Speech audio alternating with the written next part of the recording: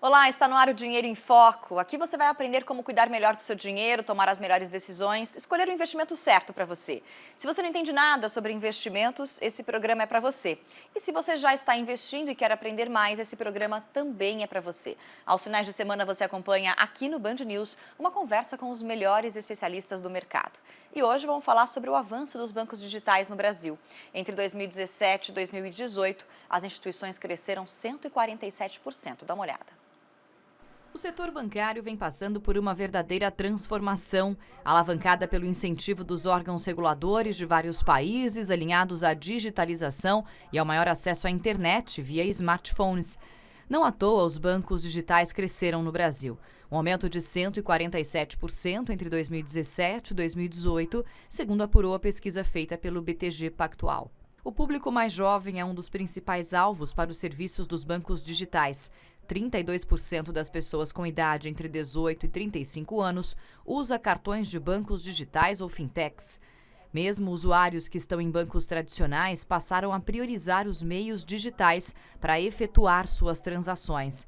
Hoje, 60% delas são feitas online, 40% via telefone celular e 60% via internet banking. Entre os principais atrativos dos bancos digitais estão a facilidade no processo de abertura de contas, maior escalabilidade e principalmente por suprir necessidades até então não oferecidas pelos bancos tradicionais.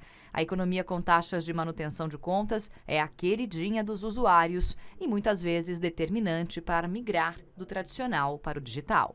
Então, para falar sobre o avanço dos bancos digitais no Brasil, eu converso agora com o Gustavo Pereira Torres, que é Head de Inovações do C6 Bank, que é um banco digital. Gustavo, bem-vindo, tudo bem? Tudo bem, Fabiana? É um prazer falar com você e explorar melhor esse cenário dos bancos digitais, porque com esses números, 147% de aumento de 2007 para 2018, mostra que caiu mesmo no gosto dos brasileiros. Como que você interpreta esse grande avanço dos bancos digitais no Brasil?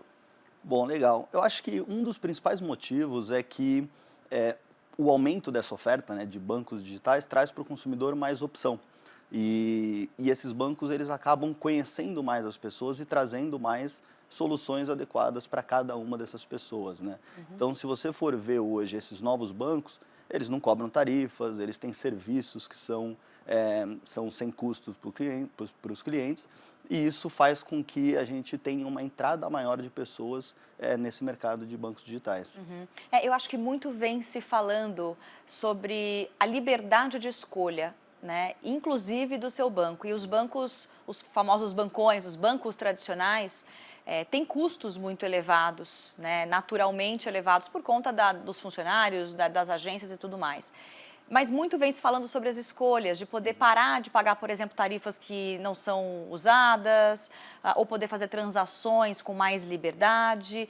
Tudo isso no banco digital ficou facilitado, né? Exato. Como a gente nasce nesse mundo da tecnologia, uma tecnologia muito mais avançada, isso possibilita que a gente construa um aparato tecnológico para construir o banco muito mais barato. Então, a gente precisa de menos gente para poder fazer a mesma manutenção e gestão do negócio.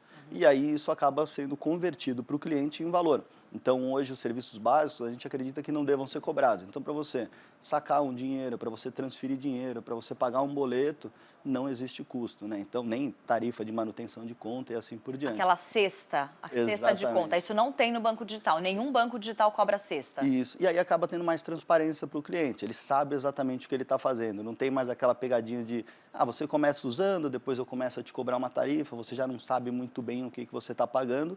Então, existe uma transparência muito maior. Você tem todos os serviços básicos sem custo. E aí, obviamente, qualquer produto que você acabe comprando no futuro vai ficar super fácil para você identificar o que você está comprando e quanto você está pagando por isso. A pesquisa que a gente mostrou para você aí na reportagem de entrada do Dinheiro em Foco aponta que uma porcentagem grande dos usuários de bancos digitais são jovens. E aí eu adorei, jovens entre 19 e 35 anos. Me senti assim, bem perto desse grupo dos jovens aí. Por que você acha que os jovens se identificaram mais? Tem a ver com a interface? Tem a ver com talvez não ter vivido tempos mais antigos, onde os bancões, né, são os confiáveis. O que você acha?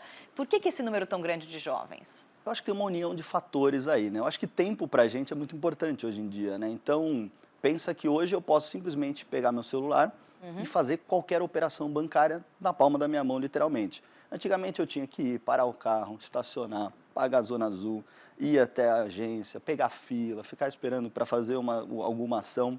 Normalmente você tinha que voltar para casa para pegar um documento, para poder continuar com isso. E hoje em dia é muito fácil, você pega o seu celular, a interface é muito fácil, então os jovens eles já nasceram com o celular na mão, então eles têm uma facilidade cultural até para fazer essa adoção. E você faz tudo em casa, né? Você faz tudo onde você estiver, não tem mais dificuldade. Você tem, às vezes, 5 minutos de pausa no almoço, você consegue pagar uma conta, você pode ver seus investimentos, você pode mandar dinheiro para o exterior, você pode fazer o que você quiser, de uma maneira muito fácil. Então, acho que isso fez com que atraísse muitos jovens para esse mercado, e eles têm muita facilidade para aprender e para mexer com qualquer coisa digital, né? Para poder abrir uma conta, que geralmente é um processo em que a gente tinha hábito de ir até a agência, levar os documentos e tal. No banco digital a gente faz também tudo na palma da mão, no celular ou direto no computador. Na verdade, acho que acaba usando o celular, né? Tem que fazer uma conexão entre computador e celular para poder abrir essa conta. Qualquer banco digital dá para abrir sem ter nenhum tipo de dor de cabeça, só mexendo no celular. Isso. Hoje no C6, por exemplo, é 100% no celular. Então, você simplesmente baixa o app, como você baixa um Facebook, um WhatsApp, qualquer outro aplicativo, e você cria uma conta, como se você estivesse criando uma conta em um outro aplicativo. Coloca seus dados básicos de cadastro, então seu nome, seu e-mail, endereço, tira uma foto para a gente validar e garantir que é aquela pessoa que realmente está abrindo a conta. E você tem um cadastro feito em pouquíssimos minutos. Então, hoje a gente tem uma média de 6 a 7 minutos para fazer uma abertura de conta. Uau! Então, lembra como que era antigamente, o tempo que dias, levava? né? Eram dias, exato. Então, hoje em 7 minutos você já consegue ter o acesso à sua conta, você já tem os números, os dados da sua conta, você já consegue transferir dinheiro, você já consegue receber pagamentos e assim por diante. Sim. E o legal é que também tem a opção para quem quer abrir uma conta digital para a empresa. Né? Então, não é só a conta digital pessoa física. E eu fiz particularmente essa experiência de abrir essas contas, eu achei realmente muito bacana. Tem um tempo de processamento, obviamente, para que a instituição possa avaliar os seus documentos, a sua assinatura, validar tudo isso, mas geralmente é muito rápido. Né? E muita gente me pergunta, e me perguntou isso ao longo dessas últimas semanas, quando a gente fala sobre o programa Dinheiro em Foco e tudo sobre banco digital, como escolher o banco digital. Obviamente que isso vai depender muito do seu perfil e tal, mas se dá para abrir fácil a conta, dá para fechar fácil também. Pode ser uma experiência interessante para o usuário, se for o caso, experimentar mais de um e tentar mais de um banco. Isso pode ser uma experiência válida para quem não conhece como funciona o serviço e quer experimentar? Sem dúvida, eu acho que essa que é a grande beleza do mercado que a gente está vivendo, o momento do mercado que a gente está vivendo, né? Você tem opção. E quando você tem opção sem custo para abrir uma conta, você pode testar vários. Então, ver qual melhor te entende, qual melhor se comunica com você, resolve seus problemas. Não tem carência, né, Gustavo? Não, de forma alguma. E aí você pode testar e fechar é tão simples quanto você abrir. Simplesmente você hoje, como você deleta um aplicativo no seu celular, você fecha uma conta no banco também. Então não tem também mais aquela burocracia que você tinha que assinar um monte de papéis, levar documentos e assim por diante. Você simplesmente hoje aperta um botão e solicita seu cancelamento de conta.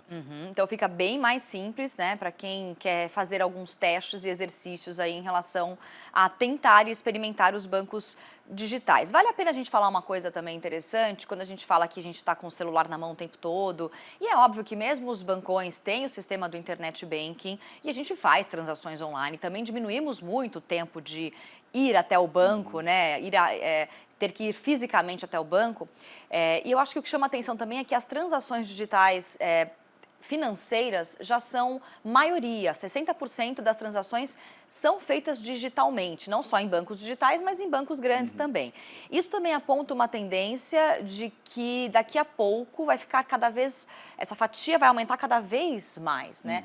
Qual que é a preocupação em relação à tecnologia empregada, né, no sistema financeiro para atender essa demanda? Eu acho que o que a gente chama de escalabilidade, né? É o poder que você tem de crescer esse volume de uma forma sustentável, segura, manter a segurança, né? Manter a confiabilidade no sistema. Então, com as tecnologias que a gente tem hoje, isso torna-se viável, né? Então, por isso que esse crescimento está acontecendo muito rápido. Você pega as grandes empresas, você tem, sei lá, um Facebook com mais de 1 bilhão de usuários acessando um aplicativo. Então, isso hoje em dia é viável. Antigamente era muito difícil, você precisava ter os servidores instalados, né, a máquina mesmo, física, então você precisava de parques enormes para fazer isso. E hoje em dia você tem tudo isso na nuvem de uma forma super segura, super confiável, e possibilita que a gente faça isso de uma forma tranquila. Os aplicativos bem funcionais, eu acho que também atraem muito o público que está buscando abrir uma conta, talvez às vezes pela primeira vez. Com qual idade pode abrir conta em banco digital? A partir de que idade? Hoje, a partir de 18 anos. Tá. E Sem precisar de autorização de pai, de mãe, isso, essas exato, coisas. exato. Tá. E aí, com autorização dos pais, você tem, eu acho que a partir de 16 anos. Sim. Então, você pode abrir a partir de 18 anos com um documento, então pode ser uma CNH, um RG, você abre a conta... Sem comprovação de renda nem nada. Sem comprovação de renda. Hoje você pode abrir, aí a comprovação de renda ela funciona muito para você fazer análise de crédito, para você ter acesso a crédito na instituição financeira. Então você pode ter acesso a uma conta que você vai ter um cartão de débito, você vai poder pagar a conta, você consegue já fazer investimentos, começa a ter uma vida financeira. E aí a instituição começa a te conhecer, passa a te conhecer, e aí a sua vida financeira começa a ser construída.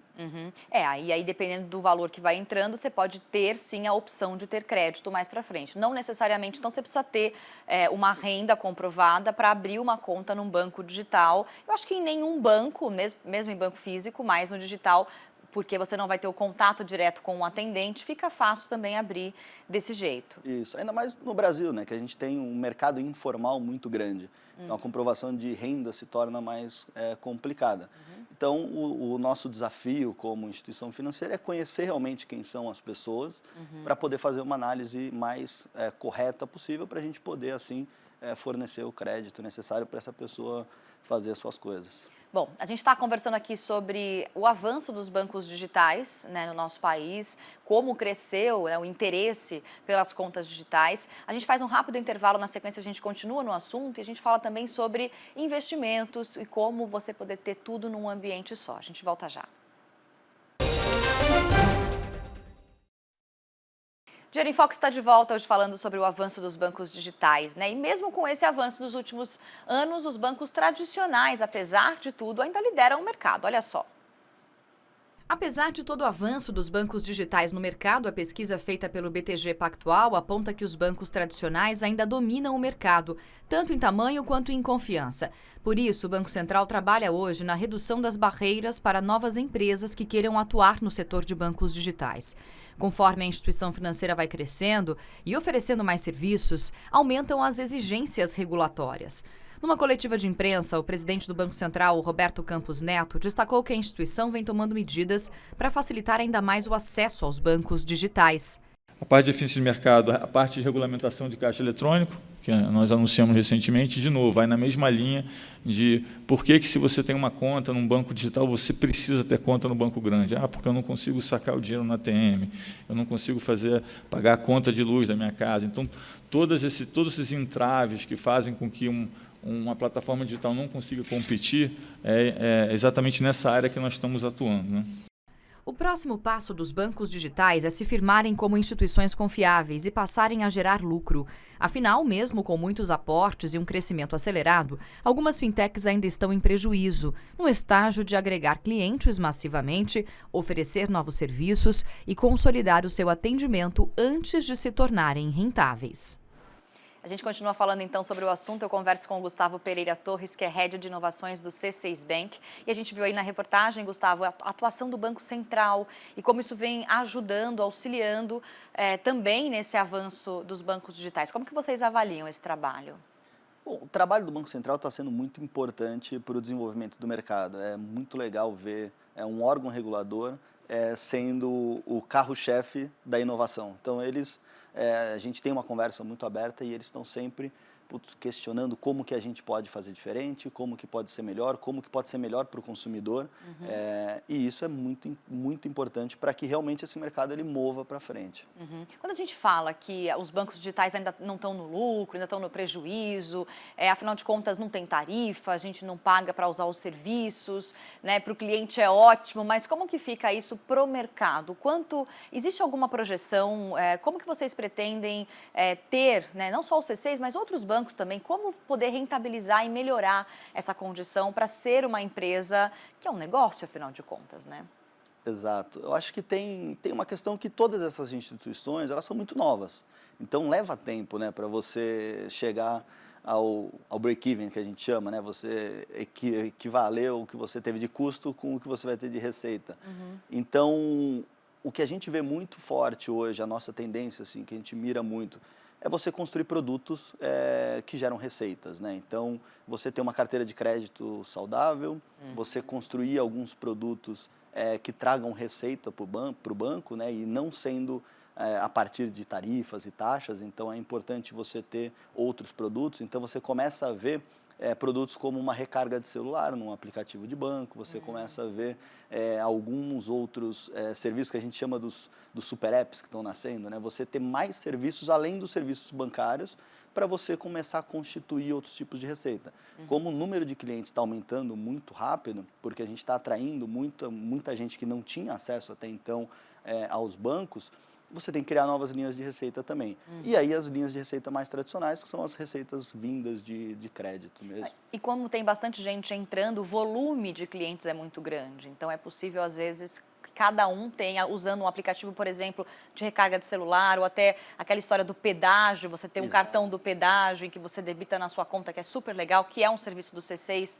Já está funcionando esse serviço? Já. Quando que a gente imaginar que um banco ia oferecer a sua tag para colocar no carro e passar no pedágio, né? Então, hoje no C6, como a gente acredita muito que você pode ter uma ótima experiência em um único lugar, eu não preciso ficar pagando diversas contas de diversas instituições. Então, hoje você tem dentro de uma mesma conta a sua tag para o carro, né? Então você pode passar no pedágio sem pagar mensalidade, sem ter um custo extra, você vai pagar só o pedágio, né?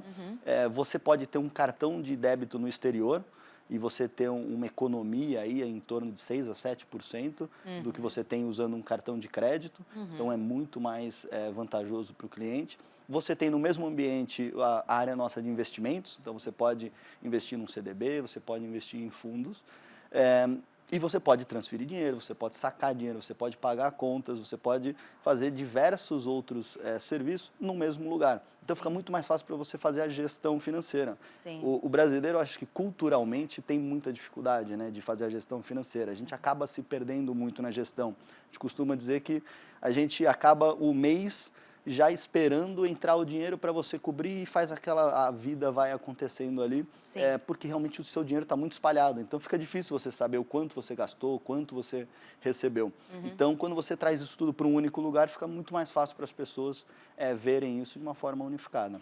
O que eu acho interessante quando a gente pensa em trazer todos os dinheiros para um lugar só, e aí isso entra, por exemplo, você ter às vezes um MEI ou uma empresa, então uma conta PJ, uma conta pessoa física, e dentro da conta pessoa física ter o espaço do home broker ou o espaço dos investimentos de fundos ou de renda fixa e tudo mais, porque você tem realmente esse controle maior. E é muito interessante essa tentativa para quem está começando a investir, começando a formar a reserva de emergência, começando a pensar em ter uma diversificação dos seus investimentos, justamente porque essas transações de colocar o dinheiro numa corretora, tirar do banco e colocar numa corretora, não tem custo mais se você faz dentro de um banco digital. Posso falar por experiência própria, me atraiu muito essa possibilidade de usar o home broker dentro de um banco digital no qual eu sou cliente. Eu acho que isso é uma coisa bem interessante, até para quem está começando, porque perde-se o medo porque está tudo num lugar só. Isso também pode ajudar e muito, né? A estimular os investimentos. Muito, muito. A gente vê hoje um crescimento grande de pessoas, novas pessoas, acessando a Bolsa de Valores no Brasil, por exemplo. Verdade. Acho que o mercado está propício a isso, né? Com a taxa de juros muito baixa, a gente busca diversificar para achar outros investimentos que sejam mais vantajosos. Então, quando você traz isso tudo para um mesmo ambiente, as pessoas se sentem mais confortáveis. Quando você investe em um fundo, por exemplo, tem o período de cotização, então o investimento ele leva um tempo até ele efetivamente ser realizado. Então, você está tudo no mesmo ambiente, você está controlando ali, você vê que o dinheiro realmente saiu da conta, já foi cotizado, tem o acompanhamento para você saber. E assim, no resgate é a mesma coisa. Então, quando você faz o resgate, você já está ali tudo no mesmo ambiente. E quando você tem alguma oportunidade também, você não precisa transferir isso para uma outra conta, numa outra instituição. Esperar cair o dinheiro. Aí, pode ser que você perca, né, essa oportunidade. Uma oportunidade de investimento, você exatamente, diz, né? Isso, exatamente. Sim, um valor mais baixo e que você pode aproveitar e dar um aporte naquela hora, às vezes no dia seguinte já está totalmente diferente, né? Exatamente. Eu acho que isso é um dos grandes pontos fortes, além da questão de não pagar as taxas e tudo mais, é preocupar em conseguir ter um controle maior de como você vai conseguir investir. Né? Nem que seja para você tirar da sua conta pessoa física e colocar num CDB de liquidez diária e você deixar o dinheiro esperando a hora certa de colocar num fundo, comprar uma ação e tudo mais, e ter essa ideia geral, é muito fácil. Outra coisa que eu acho muito legal são os aplicativos serem extremamente funcionais, e você não precisa ter um manual de instrução, assim, mas isso é claro e nítido, é como se fosse intuitivo mesmo. Quanto de investimento vocês fazem e quanto mais é previsto de investimento para que o app fique cada vez mais funcional para o usuário? Legal. É um diferencial. Demais. Eu acho que hoje eu amo esse assunto. Eu acho que é a área que eu sou responsável no banco. Desde o primeiro dia no banco, a gente recebe pessoas para a gente conversar, para a gente mostrar tudo que a gente está fazendo, porque é muito importante que seja muito fácil para as pessoas entenderem. Principalmente porque você já não tem mais aquele... eu tenho uma dúvida, você vai na agência e tira uma dúvida com uma pessoa. Hoje em dia, você está com o celular, com o banco inteiro na palma da sua mão. Então, você vai fazer um investimento, tem que estar claro para a pessoa o que ela está fazendo, como que está sendo investido aquele dinheiro, entender sobre o fundo garantidor de crédito, por exemplo, né, que assegura, dá mais conforto para a pessoa que está investindo aquele dinheiro. Então, a gente traz na usabilidade, que a gente chama, que é quão fácil a gente torna uma ação a ser feita no aplicativo. Então, é muito estudo. A gente hoje, todos os produtos, cada linha nossa é testada com pessoas de vários tipos de perfis de pessoas, né? Porque não adianta eu fazer para uma pessoa, né? Então, vai ter um grupo de pessoas que consegue usar e depois outras que não. E no Brasil, você tem pessoas que são super entendedoras de banco, então que sabem investir muito bem, que conhecem... Entendem a linguagem. Entendem a linguagem, e tem gente que não conhece. Então, é nosso dever ajudá-los a conhecer um pouco mais. Então, a gente traz super detalhadas informações, tem o campo de dúvidas a todo momento.